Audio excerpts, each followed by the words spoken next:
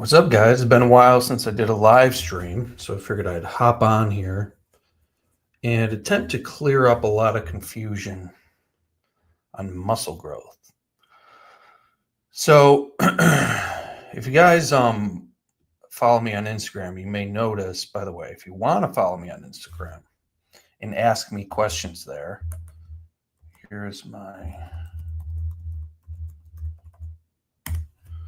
Instagram. I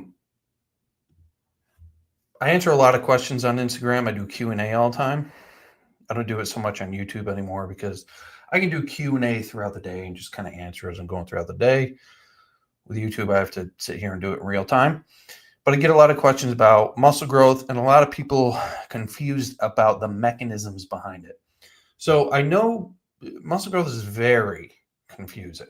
The mechanisms behind it, quite confusing. The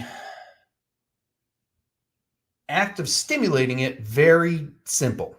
Okay, so I'm going to try today to mesh the two together for you. What the mechanisms are behind muscle growth and how resistance training or weightlifting or whatever you want to call it creates or stimulates those mechanisms, all right, or turns them on or initiates them, whatever. Okay, because there's a lot of confusion about what's it called, lengthen partials or stretch mediated hypertrophy, sarcoplasmic versus myofibrillar, lifting heavy versus lifting light, volume versus intensity. And when you understand the mechanisms behind the basic mechanisms behind how new muscle growth is stimulated, then it's going to make a lot more sense on how you should train. Okay, so that's what we're going to go over today. If you guys have questions that you would like to ask me, I do Q&A a couple times a week. And you can see right there on Instagram, J Vincent Fitness. So follow me there, and you can ask me all kinds of questions, or you can just DM me or whatever.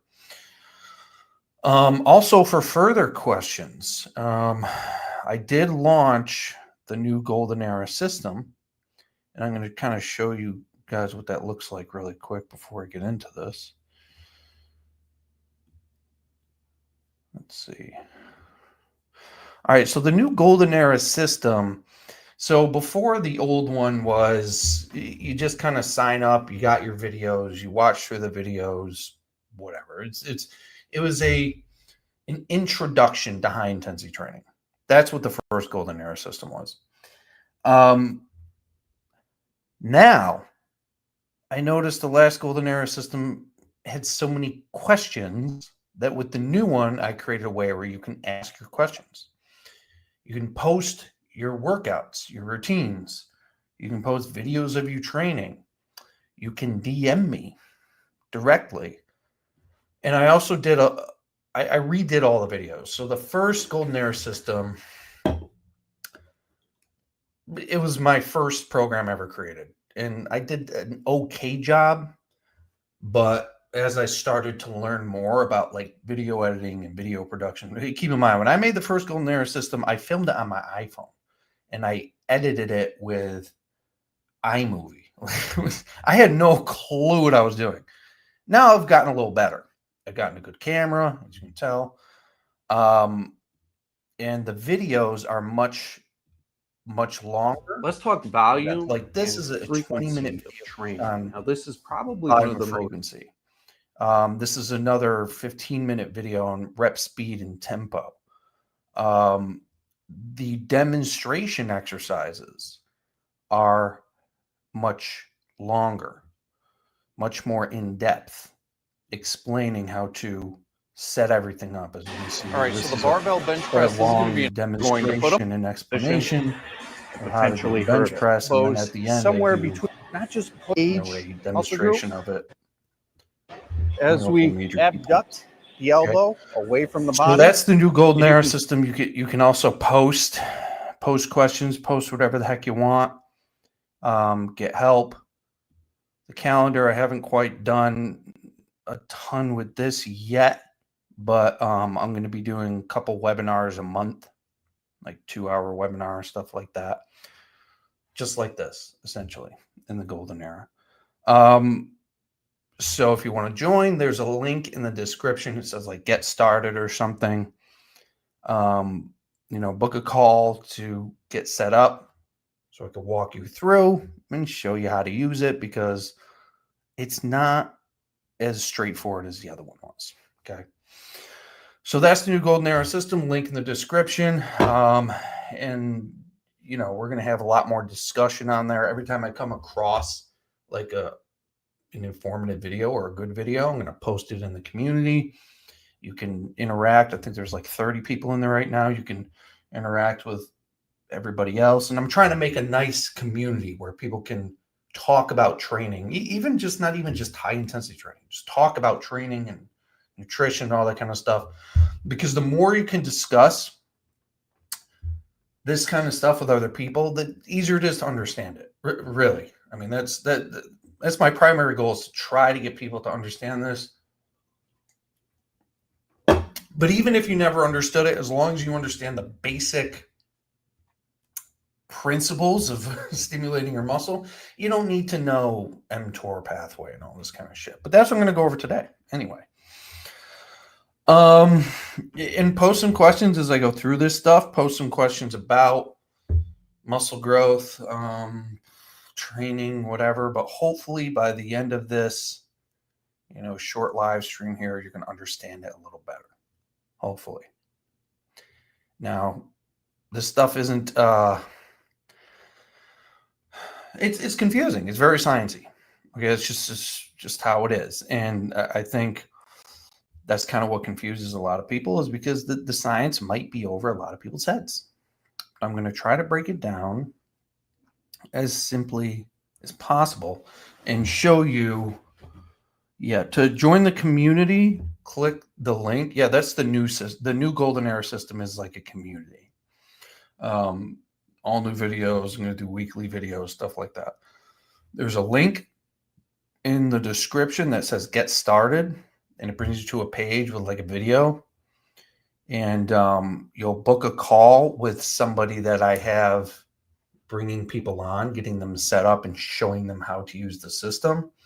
Because if you just, or the community, because if you just jump into it, you're going to be really confused. So it's not, as straightforward as the other one, because there's a lot more to it. You know what I mean? All right. So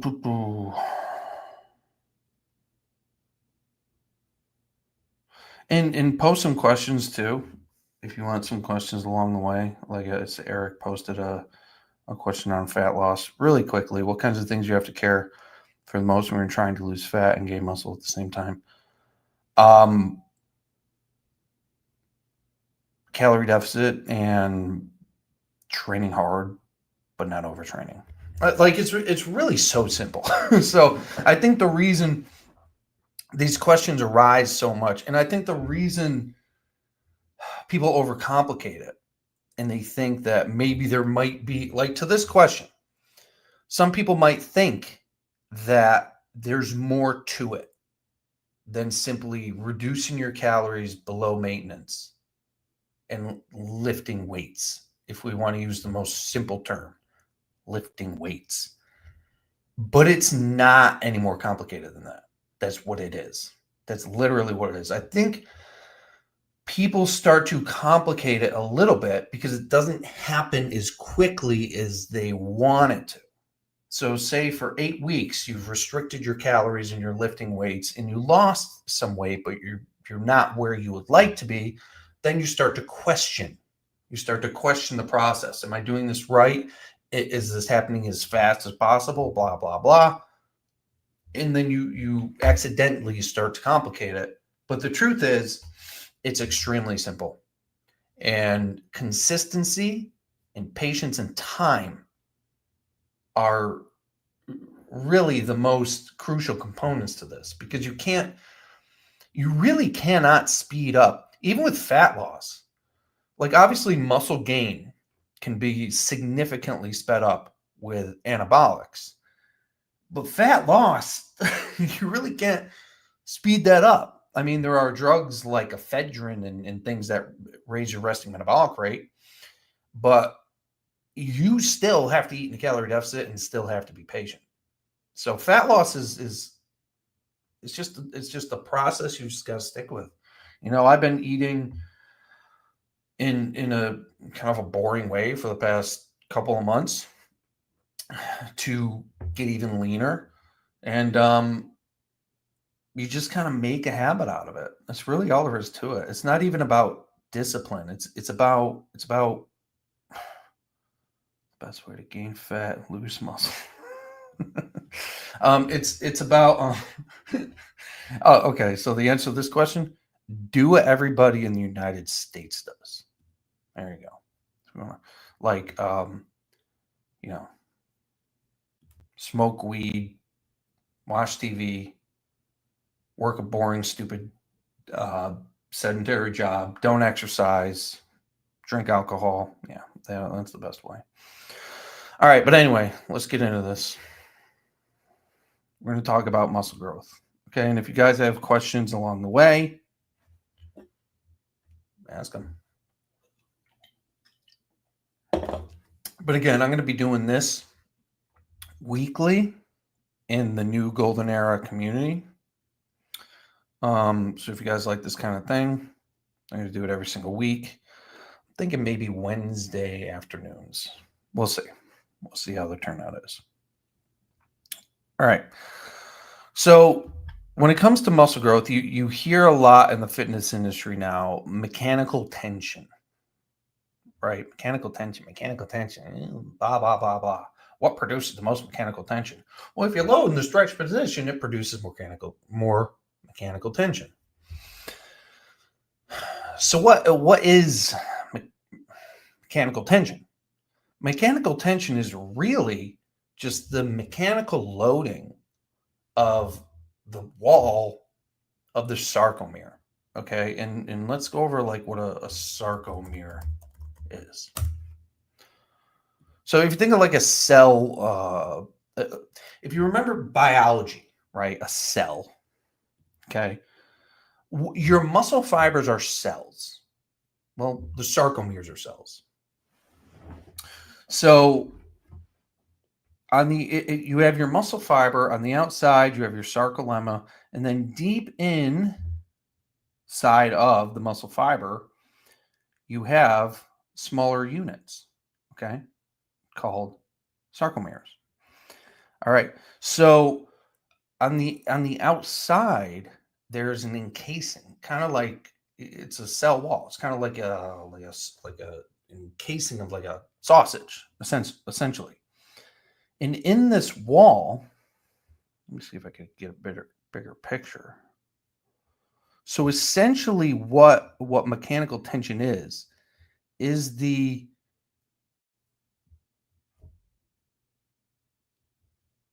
mechanical loading of the mechanical loading of the wall. Okay. So like if if I contract my muscle or I load my muscle against something, there's tension or loading on the outside here. So what mechanical tension is just really the force or the loading or the stiffness. I think stiffness or force might be an easier word to understand, of the outside structure of the sarcomeres. Okay. That's what mechanical tension in reference to muscle growth is. Now, when you see people, so when you create this mechanical loading or mechanical, I'm trying to think of a mechanical force. I'm trying to think of a word that is just way easier to understand. What happens is you have what are called mechanosensors in that wall, right? In the wall here. Hold on. you have mechanosensors in the wall. Okay. What they are,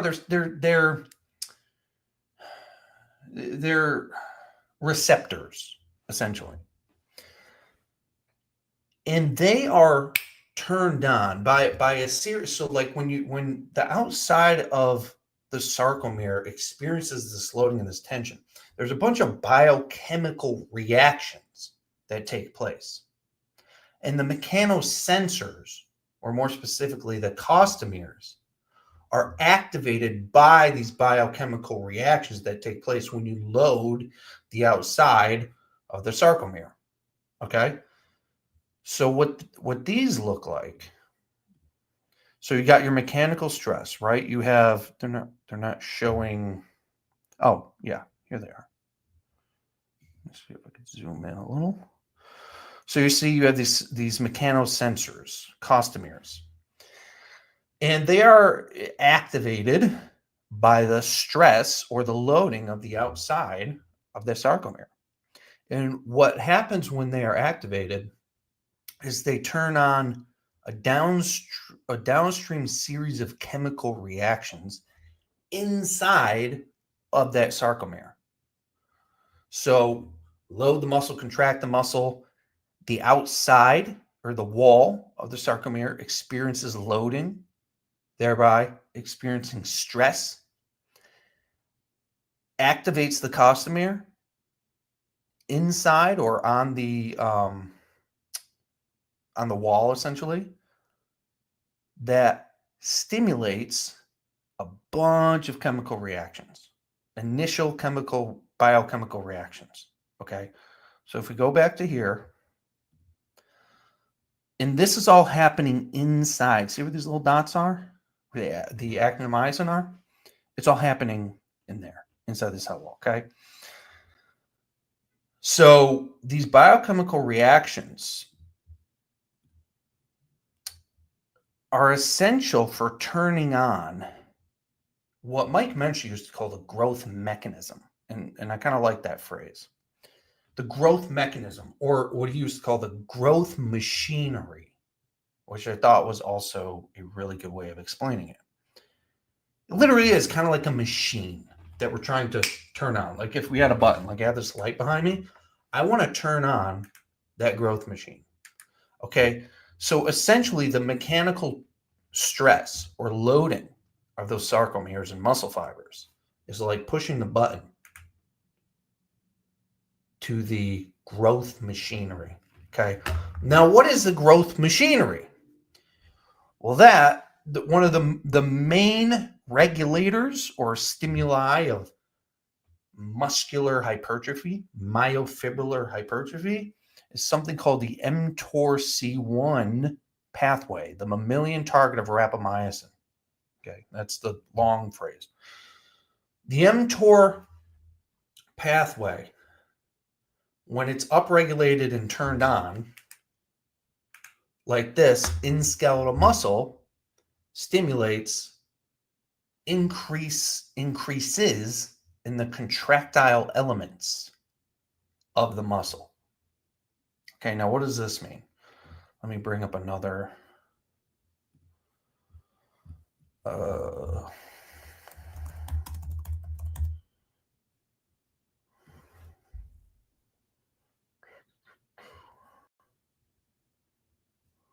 Just gotta bring up another. Here we go. That's a good picture. All right, so the contractile elements. Okay, so you have non-contractile elements and you have contractile elements inside your muscle.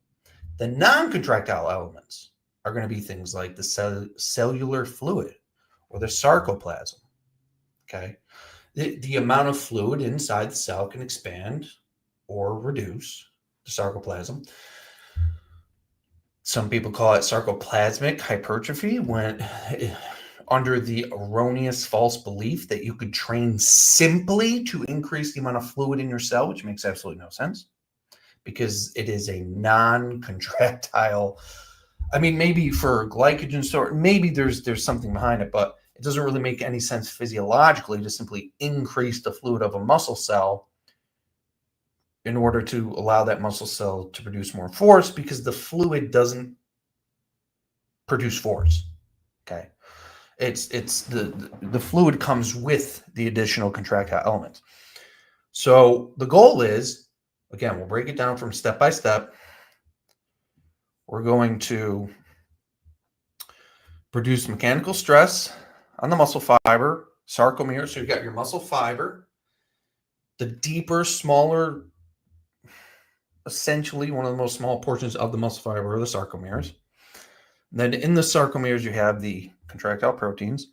So the goal is load the muscle, create that mechanical stress, turn on these biochemical pathways, turn on the mTOR pathway, which stimulates the production of more contractile elements, which are actin and myosin. No, mostly myosin. Okay.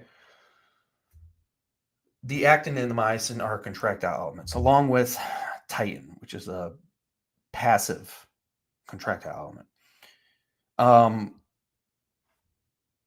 The more contractile elements we add to this sarcomere, so think about it. If you had a balloon and you were to put more water in it, what would happen to the balloon? If you wanted to add H2O molecules to a balloon, which we'll consider like an H2O molecule contractile element, as you add H2O molecules to that balloon, the balloon expands in size. To make room for the additional H2O molecules, water, you're putting into the balloon. So when we stimulate muscle growth, we are stimulating additional contractile elements because the contractile elements help produce the muscular contraction or the muscular force. Your body simply wants to improve the function of the muscle. And the function of the muscle is what? To produce force. Force. It can produce passive, or it can produce eccentric, concentric force. The muscles produce force. They can shorten in order to produce movement. They can lengthen. They can stabilize. Basically, your muscles just need to produce force. Now, if we stress the muscle and we essentially say, hey, we're going to put more on this muscle than it is used to, your body's going to go, oh shit, the muscles aren't there. The muscle's capacity is not adequate to handle what we're telling them to do. So they need to improve their ability to perform their function, which is to produce force.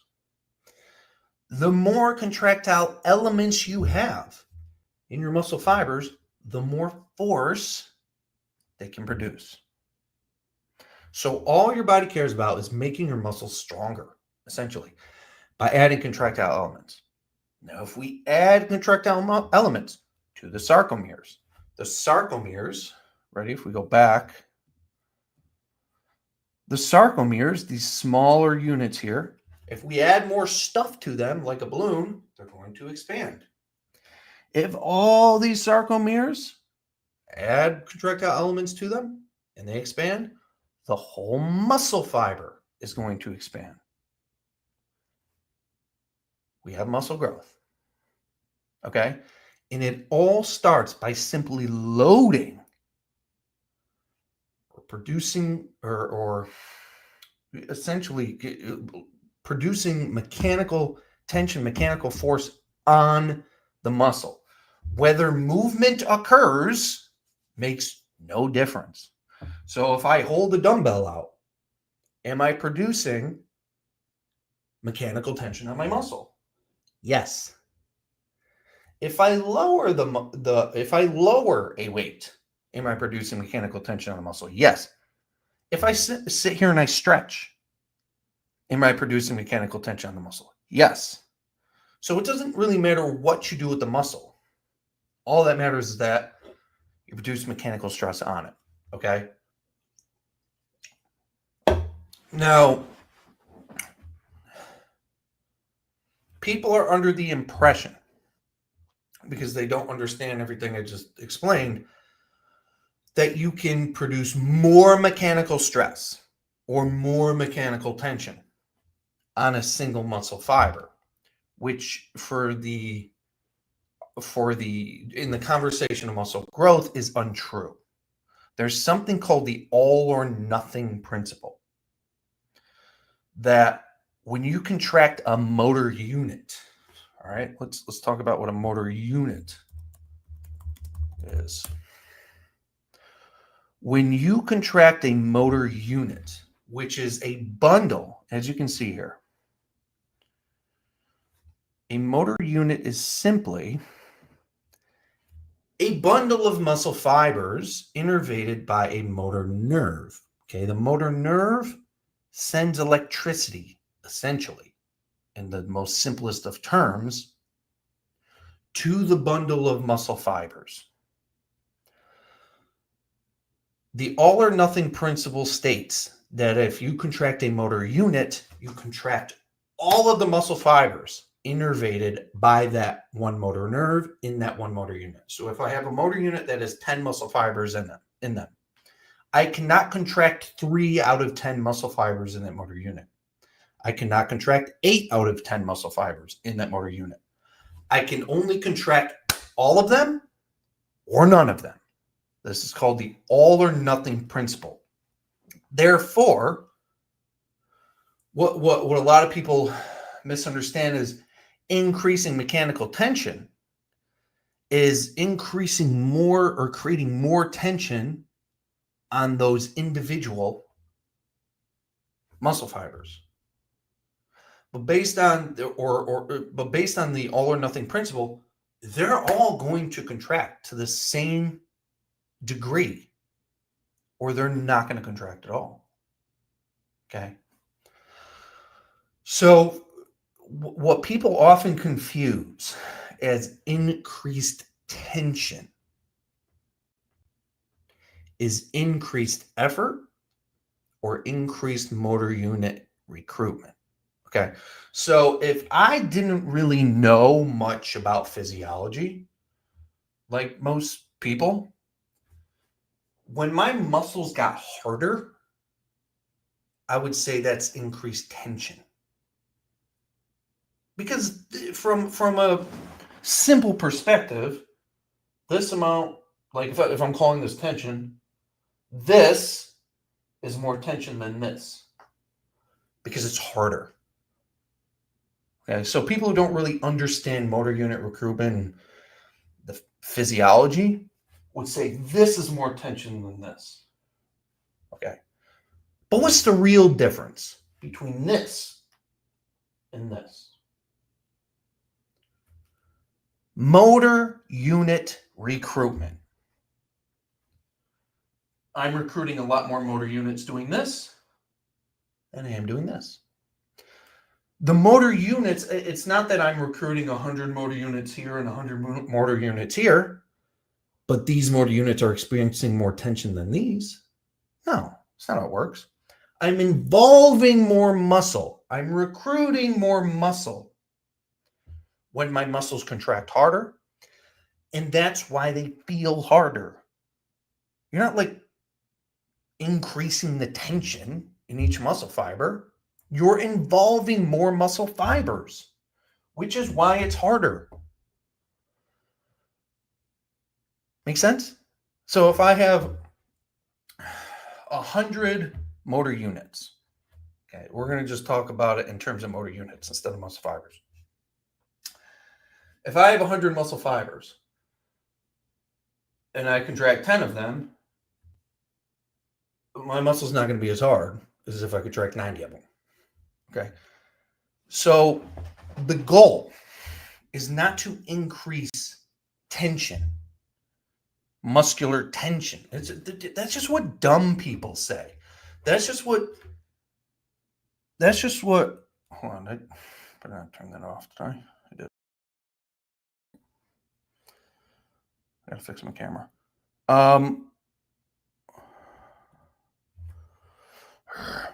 Stupid technology. Hold on 1 second. There we go. We're back. So the people who just don't really understand the physiology say things like that because they don't really understand how motor units are recruited or how motor units are involved. So when their muscles get tighter because more effort is involved and more motor units are being recruited to handle or to provide more intensity and more effort, they call that tension. And it drives me fucking crazy, to be honest. Okay, so I'm showing you guys how this actually works. Okay. So let's recap. We're going to bring it all back. Okay, let's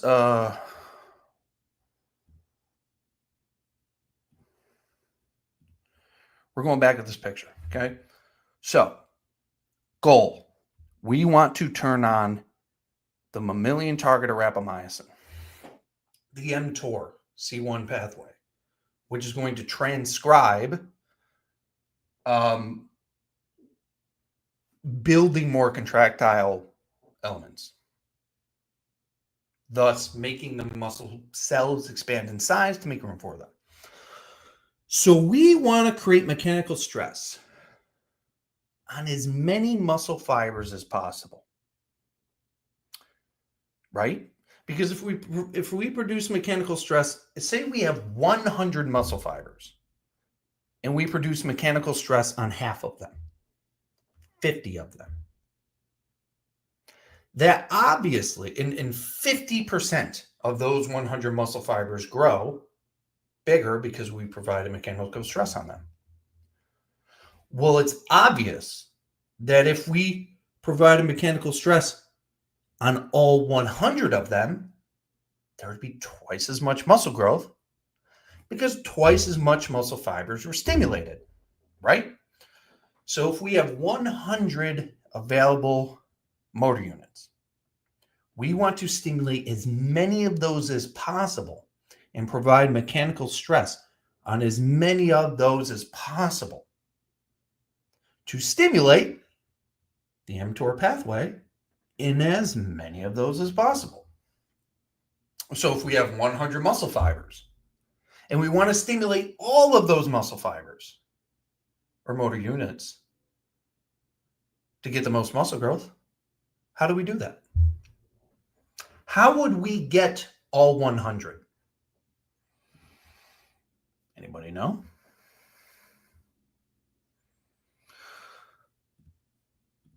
I'll show you a secret. Did I lose anybody yet? I'm trying not to. I really am.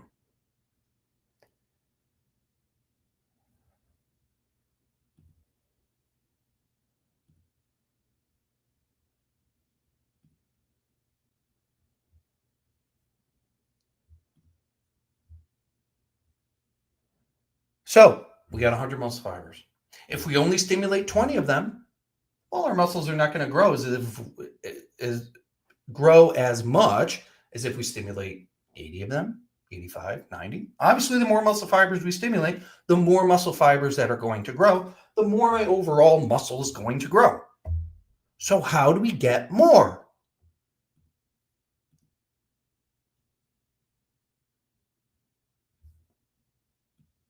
Size principle. Henneman size principle. What does Henneman size principle state? That was established in 1957. The higher the amount of effort, the more motor units are recruited by the nervous system. So if we want to stimulate more muscle fibers, we need to push harder. We need more effort. Not more sets, not more reps, not more stretch, not even more weight. Although more weight is a more efficient way of generating, is an efficient way of generating high amounts of effort. It's effort. Brad Schoenfeld, somebody who I've ridiculously disagreed with for the last 10 years because he was wrong about virtually everything he said, even though he's the most cited researcher. He was on Lane Norton's podcast a few days ago, last week, whatever. And Lane Norton asked him a very simple question. What is the most important thing when it comes to building muscle? Brad Schoenfeld says, well, I can say without hesitation, it's intensity of effort.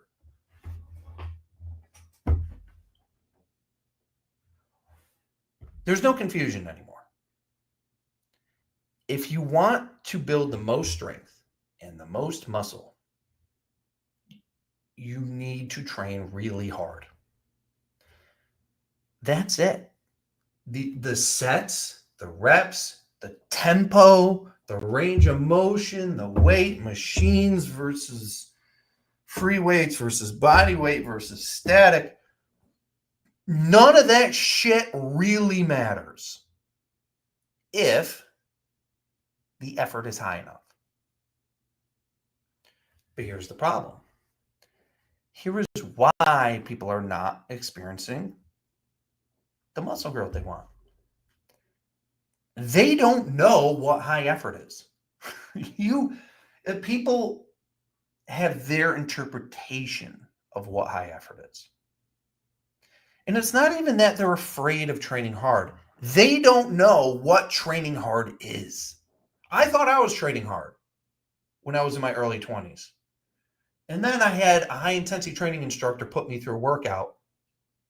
And I was like, holy shit.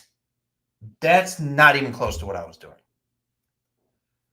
The lack of muscle growth is people's perception of what high effort is, of what hard training actually is. Most people have not been shown what it is, so they're very limited into their interpretation of what that feels like and looks like. So people train as hard as they understand how to, which is probably about 70% of the way towards full motor unit recruitment. That's where the lack comes from. Now, and the reason I wanted to make this video is because when I started the video, I was talking about how I get a lot of questions on Instagram. That's how I began the whole video, and noticed people were extremely confused because most of the questions were, is it, or if I do this exercise versus this exercise, what's better? Should I train 3 days a week or 2 days a week or 4 days a week? Should I do upper body or split, or full body or upper lower split? These are the questions I'm getting. Because people are not seeing the results that they believe they should be seeing. I mean, that's a whole other topic, like what's realistic versus non-realistic. And they think that they're training hard enough. So they start to worry about irrelevant things like rep speed, range of motion, free weights versus machines versus body weight versus statics, frequency, volume. Okay. The point of this video is to help you realize that your lack of results is not because you're not eating enough protein. It's not because of your diet. It's not because of your sleep. It's not because you're not taking enough creatine. It's not because you're training in the morning versus the fucking evening. All these little things people are spending their time worrying about is not the reason your muscles aren't growing. The reason your muscles aren't growing is because you do not know how to contract as many of them as you are capable of contracting because you haven't been shown. And that's why I created the school group to teach you guys how to do this. You're not going to learn it by accident on your own. I learned it because somebody beat the shit out of me in a workout. And I went, whoa, Okay, I get it now. But then you also have to practice it. Because just because you were shown an intense workout one time takes time. And Danny can probably agree with me. It takes time and practice to learn how to push your body hard. It's not something you learn right away. Okay. Rest and recovery. No, it's not. So if your muscles are not, if you hit a plateau, I'll put it this way. If you have not seen 5 pounds of muscle growth, okay, say you haven't trained in 2-3 years, okay, you just backed off and you started training again. If you didn't see 5 pounds of muscle growth in the first 8 weeks, it's not your rest and recovery. It's not your protein. It's not your split. You're not training hard enough. Rest and recovery is not that important. Like, and here's why.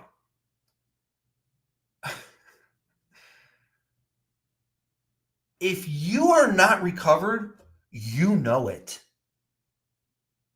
You can't possibly go into the gym, not be recovered, and not realize it fucking immediately. You'll realize it on the first set of the first exercise. You'll start to lift and you'll go, wow, I'm weak and I'm tired. There's this belief that people are accidentally overtraining, but like they go to the gym and they have the ability to produce a high amount of effort. They're not feeling lethargic. They're not feeling unrecovered, but they're still not recovered. It's not your recovery. Okay. If you are overtraining, you know it. You absolutely know it.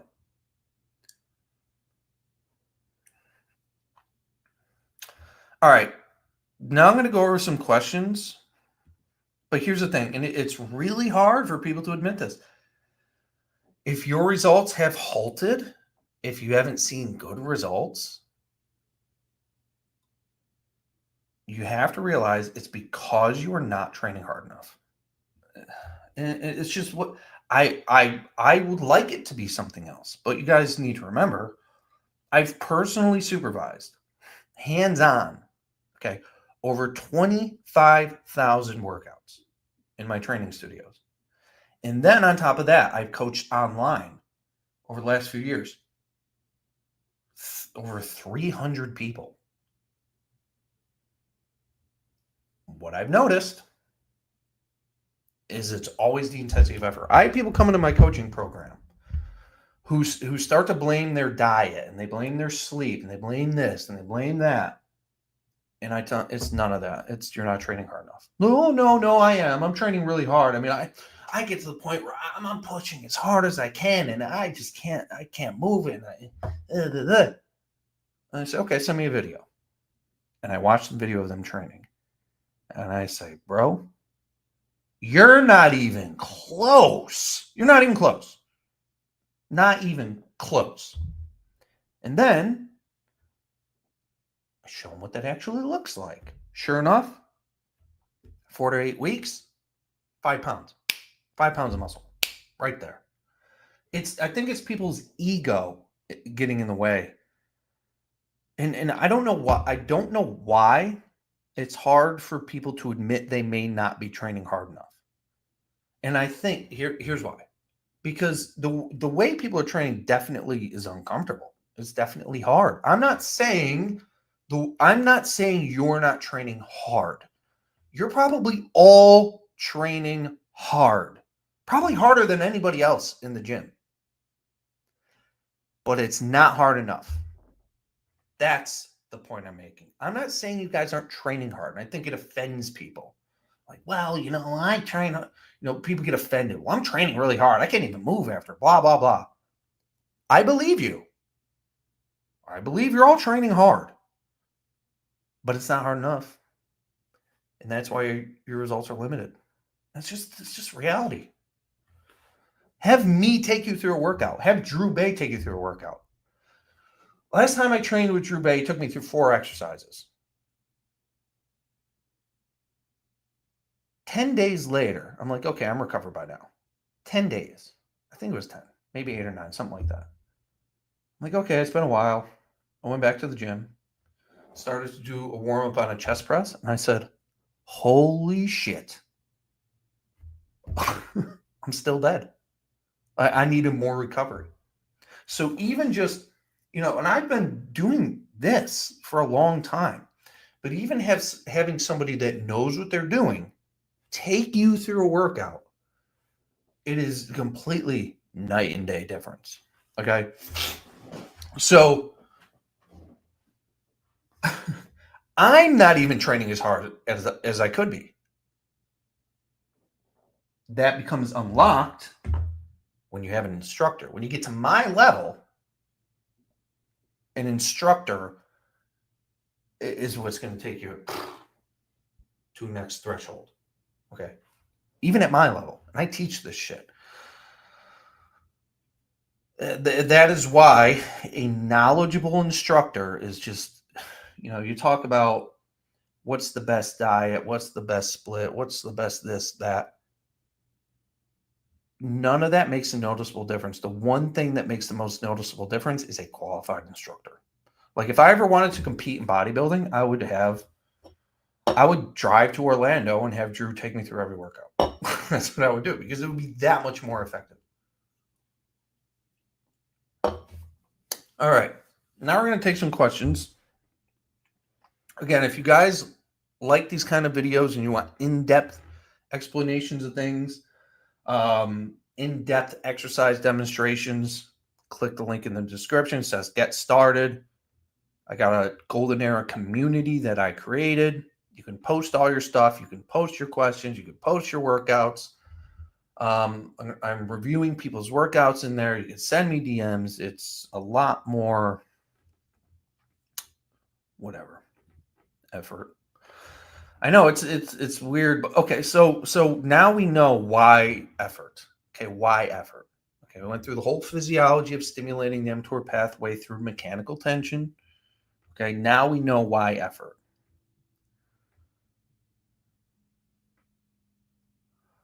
All right, let's see.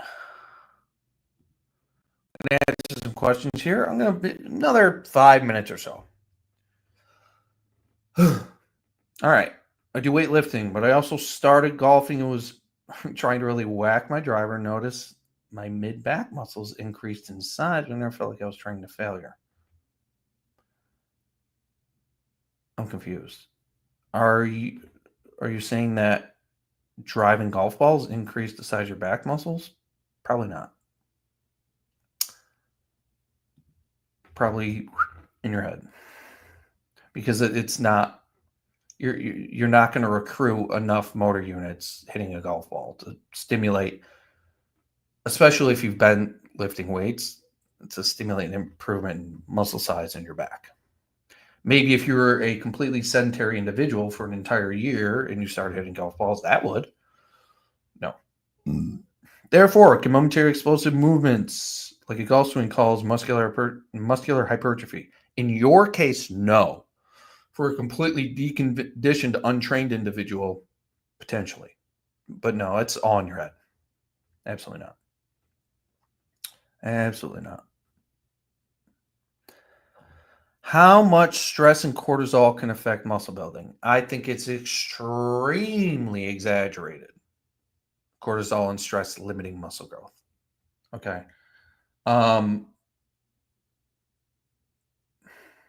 Cortisol is not 100% a bad hormone. Like cortisol provides as many benefits to the human body as it does negative side effects. Okay. Now, does too much stress affect muscle growth? Yes. But is it the reason you're not growing muscle? Absolutely not. Yep. Drink your milk, say your prayers, and eat your vitamins. Rest in peace, the Hulkster. I didn't really know anything about Hulk Hogan. All I know is he lived around here where I live. I was never a wrestler watcher, but I essentially knew nothing about Hulk Hogan. But this is what he used to say, I guess. He does have a cool bar called Hogan's Hideout in Clearwater Beach, which is not far from me. And I've been there.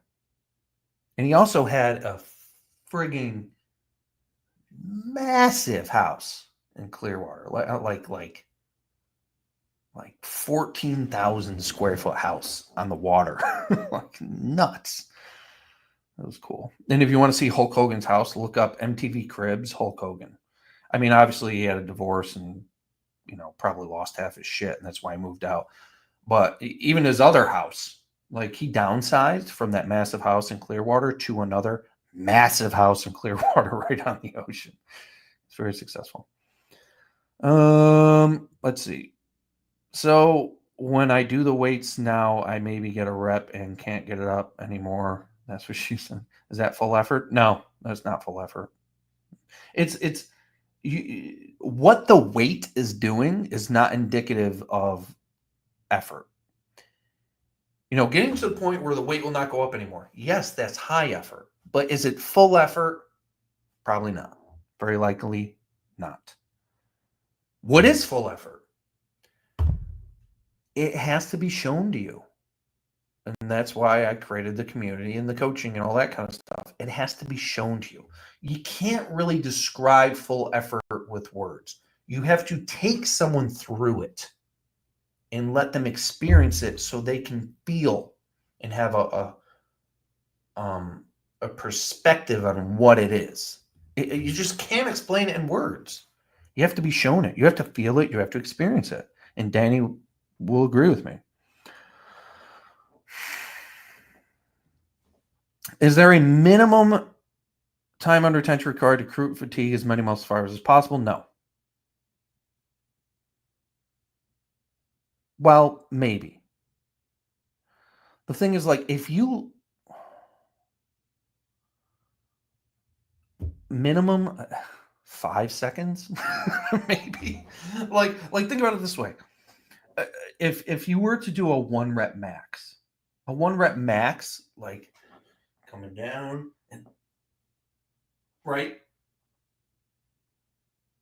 Ooh. How long would that take? 5-10 seconds. That's probably the minimum time under load. Don't worry about time under load. Seriously.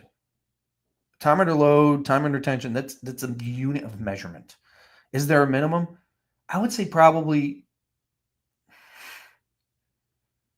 10 seconds, something like that. Between 10 and 120 seconds. like that's how little that stuff really matters. But Danny can probably also chime in on that.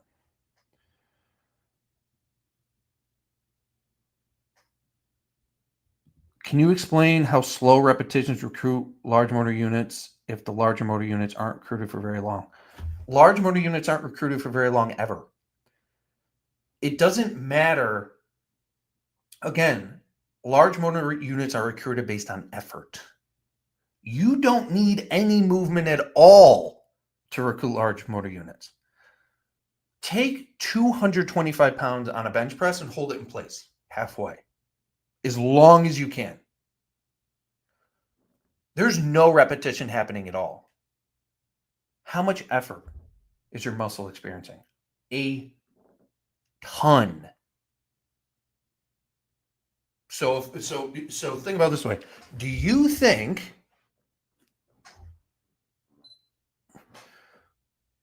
the fuck? It's how to focus. Hold on.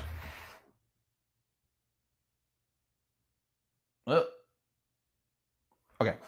Do you think if you held 225 pounds on a bench press in halfway position as long as you could, do you think you're not recruiting fast twitch motor units? Obviously you are. Repetition speed has nothing to do with motor unit recruitment. That's effort.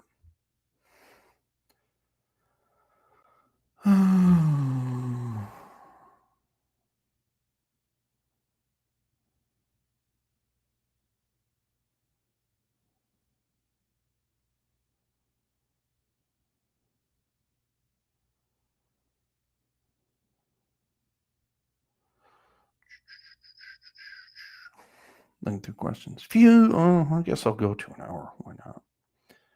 Is mid-low protein? Is my mid-low protein optimal? No, there's no. No, low protein's not optimal. Mid protein's not optimal. Optimal protein's optimal. You guys need, and we need to stop with this obsession with the word optimal, because nobody really knows what the fuck optimal even is, because we don't know what the best is. We're, it's like, is 148 grams of protein better than 150? Like, we don't know. We want adequate. We need to stop being obsessed with optimal and start focusing on adequate. What's the most optimal calorie surplus or calorie deficit? Who the fuck cares? What is an adequate calorie deficit? What is adequate protein for muscle growth? Your body disposes of excess. Your body uses what it needs, and all excess is excreted. So if you eat a shitload of protein and you eat way more than you need, it's going away. Or, potentially stored as body fat. Too much water, we're going to pee it out. Okay, so if you eat a ton of protein, ton of calories, your body's going to use what it can for muscle growth, and the rest stored. So, start thinking about adequate, not optimal, but adequate.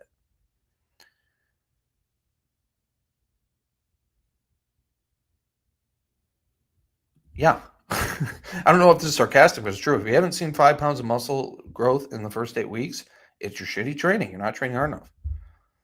Listen, I've been compiling DEXA scans over the last 3 years. And here's one of my clients. He put on 15 pounds with the coaching. And it's like,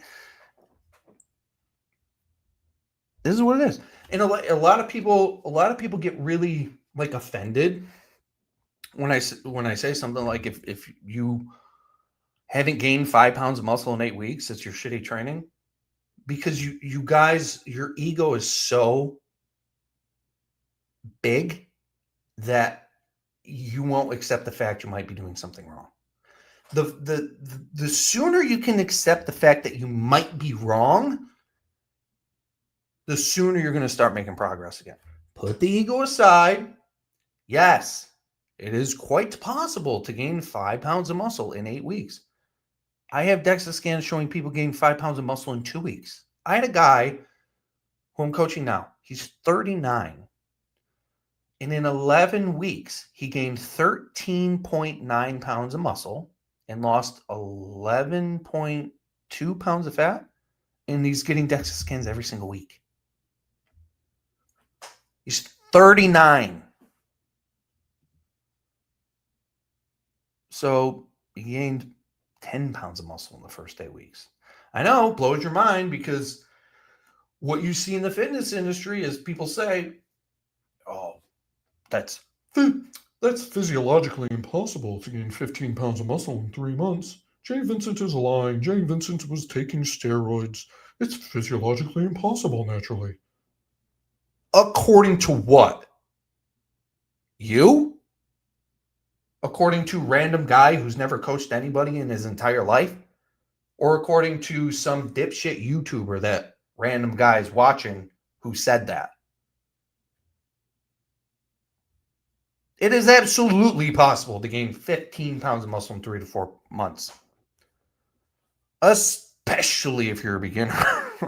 Okay, if you've been training your whole life, that's a different story. But it's, the thing is, people have been so conditioned and programmed by the fitness industry to believe certain things about exercise that are simply not true. Am I going to do another video with Drew? Definitely. All right. That's going to be it for me today, guys. If you got more questions, if you like these live streams, I'm going to do these at least twice a month, longer live streams like this, in the Golden Era community. If you have more questions, if you want your training reviewed, if you want to talk to me directly through DM, click the link below, join the community. I'm doing lots of hands-on stuff with people and really trying to drive this stuff home and really trying to get you guys to understand this and give you really good results. Because guess what? The more people who get good results doing this, the faster this volume, CrossFit, functional training, gym culture bullshit gets put to rest. That's essentially my goal, to put to rest this bullshit that the fitness industry just can't get rid of. Okay? So join the community, get good results, post your before and afters, get DEXA scans, prove it to these imbeciles that you can get insane results like barely going to the gym if you do it right. Of course, the way they do it, you've been to the gym, you see them.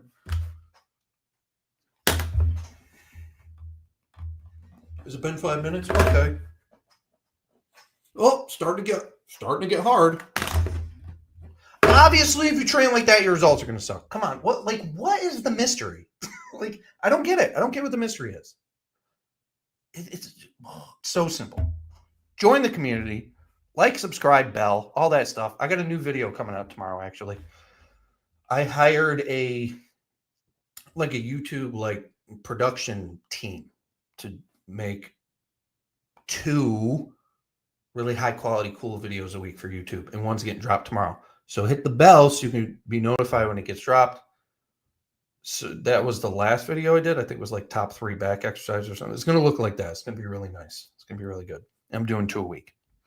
All right. So remember, drink your milk, say your prayers, eat your vitamins, do high intensity training, hit the like, subscribe, and the bell notification icon. Also follow me on Instagram, because I do Q&A there all the time at J Vincent Fitness if you've got questions.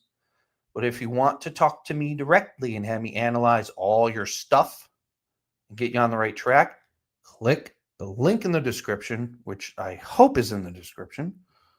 Better be in the description. And I will do that for you. All right. See you guys later.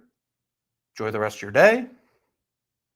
And try to spend some time off social media. It's good for your health. See you later.